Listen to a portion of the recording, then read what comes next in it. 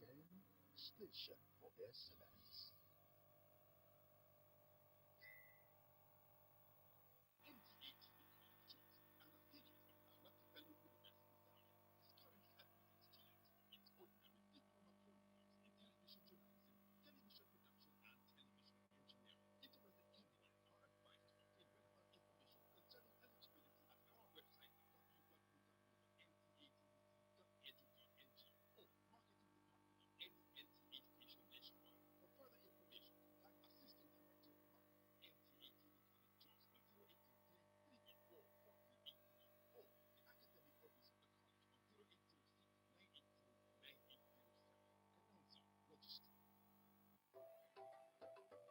The NTA Lagos Channel 10 hereby applies the general public to make their suggestions, observations, and complaints on our transmission and programs to the following numbers: 006 286 9036 or 0810 910 6416, or email us at ntlagos10gm at gmail.com or lagos at nbc.gov.com.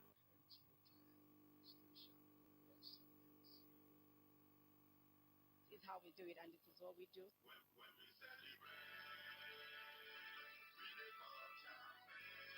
Right now, we are at the reception.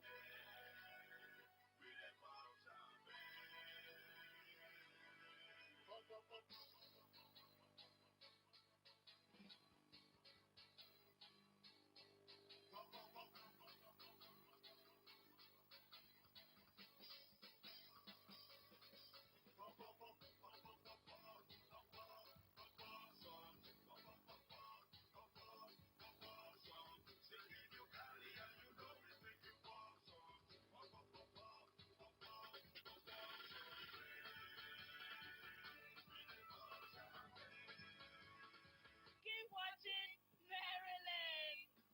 You are watching NTA, Nigerian Television Authority. For more information and news updates, visit our website at w. My choice and go for nothing less.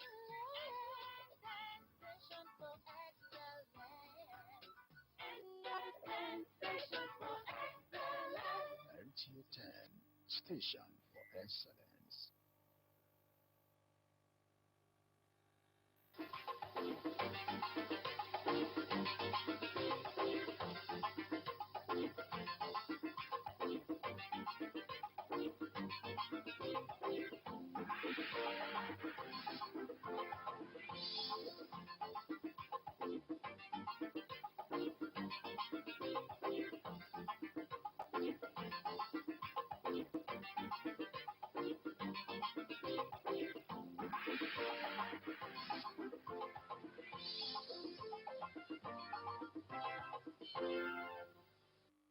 Top on the news. Vice President Oshibajo makes case for adoption of natural gas as transition fuel. Plus, INEC reopens portal for continuous voter registration. A very good evening to you and thanks for joining us on the news at this hour. I am Joy Ken Abakuya. Vice President Yemi Oshibajo says despite uncoordinated global efforts to stimulate economic activities through fiscal and monetary policy actions, as well as health sector interventions, the African continent grew by 3.7% in 2021 and is projected to grow by 3.8% in 2022. At a special address to the World Economic Forum Davos agenda, Oshibajo said, given its bold steps to integrate through the African Union Agenda 2063, the African Continental Free Trade Area Agreement, as well as the demographic dividends of its large youth population, the continent holds the promise of a prosperous future post-pandemic. Strides in agriculture, in manufacturing, and digital technology. In Nigeria, for instance, 6 unicorns have emerged in the past 6 years. And this is despite all of the challenges in these past years. Such a positive outlook, anyway, must be tempered by the realization that Africa continues to need the collaboration and partnership of the international community. Party case for a just energy transition that recognizes natural gas, which is abundant in Africa, as a transition fuel, adding that moves by international financial institutions to defund gas projects will have short and long term negative impact on the African economy. Away from that, eligible Nigerians who may wish to transfer their registration or have misplaced or defaced their permanent voter cards can now have can now register for a new one. This is because the Independent National Electoral Commission has reopened its portal for the continuous voter registration exercise. Kenya DBC report. Registration of eligible voters and updating voter register are some of the core duties of the Independent National Electoral Commission, INEC. With the 2023 general elections just about a year away, the Commission has kick-started the process of opening its registration portals for the continuous voter registration. The exercise, according to INEC, will last over a period of 2 months, and Nigerians are expected to take advantage of the window. So far, over 8 million Nigerians have registered nationwide, using both the online portal and physical registration mode, since the portal reopened in July last year. Abdurrahman Ajao is one of those who have seized the opportunity to enroll. I've registered for a long time, but the face is not clear and my name is not like written fully. So I came to make corrections on that. Some respondents who already have their PVCs encouraging other Nigerians to take advantage of the opportunity rather than wait for last-minute rush. Your number should also be part of those. At least you have a clear conscience that you did your own part and you did your own you you did your civic responsibility, which is voting for whoever you want. So I think it's advice. I would advise everyone who has not gotten to please get it. And Apart from election, it is useful. Take for instance in a bank, the demand for PVC or voters card, PVC or NIN is very good, and I want Nigerians to go for that as well. For those who have not done that, to go for it, and those who have done it, and then to keep it very well. I am it already, but I later misplaced it. And I'm about to register for another.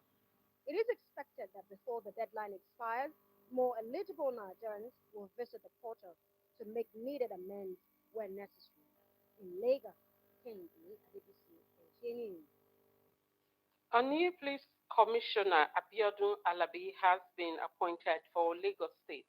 The new commissioner, who is to resume next week, will take over from AIG Hakim Udumosu, who was recently promoted.